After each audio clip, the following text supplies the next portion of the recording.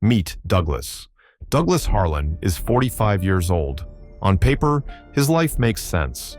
He's an accounting executive, high up in the ranks, respected in his firm, trusted with decisions most people never get close to making. His name carries weight in meetings. His calendar stays full. His phone rarely stops buzzing. He's been married for 21 years, 2 children, both grown, both in college now. The kind of milestones that quietly shift a man's sense of purpose when he finally reaches them. From the outside, Douglas's life looks stable, organized, complete, and in many ways, it is. But stability has a way of settling into something quieter over time. His marriage didn't fall apart. It didn't explode. It didn't collapse under scandal or betrayal. It simply changed. Somewhere along the way, intimacy became routine, then optional, then absent. It had been over a year since he and his wife had touched each other in a way that meant something. Conversations stayed polite, even affectionate at times. But the spark, the pull, the feeling of being wanted had faded into something more familiar, more distant. They functioned well together. They laughed at the same shows. They shared responsibilities. They moved like old friends who knew each other's habits by heart. But Douglas had started to feel like something essential had gone quiet inside him.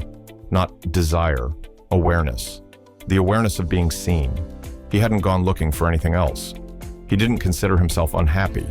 He told himself this was normal, what long marriages became after decades of responsibility and routine, until something disrupted the calm. Meet Demetria.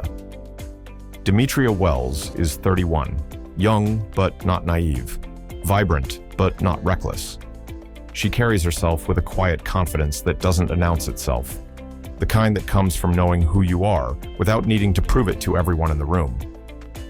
She works as a secretary in Douglas's office, efficient, sharp, organized. She's good at her job, better than most people realize. She anticipates needs before they're spoken, notices details others miss, and she notices Douglas. Not at first. At first, he's just her boss.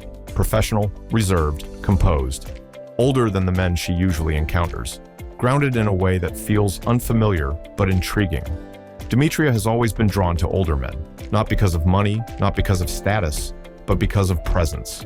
She likes men who listen, men who don't rush, men who carry experience in their posture and restraint in their words. Douglas fits that description more than she'd ever admit out loud. She respects him, genuinely. And that respect is what makes the shift so confusing when it begins.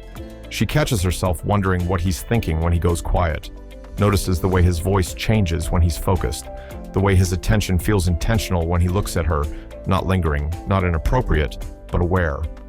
She tells herself it's nothing. She reminds herself he's married, that he's her boss, that boundaries exist for a reason. And yet, she finds herself imagining conversations they've never had, wondering what he's like when he's not holding everything together, when he's not the executive, when he's not the husband. The thoughts surprise her, not because they're explicit, but because they're emotional, and she doesn't share them with anyone.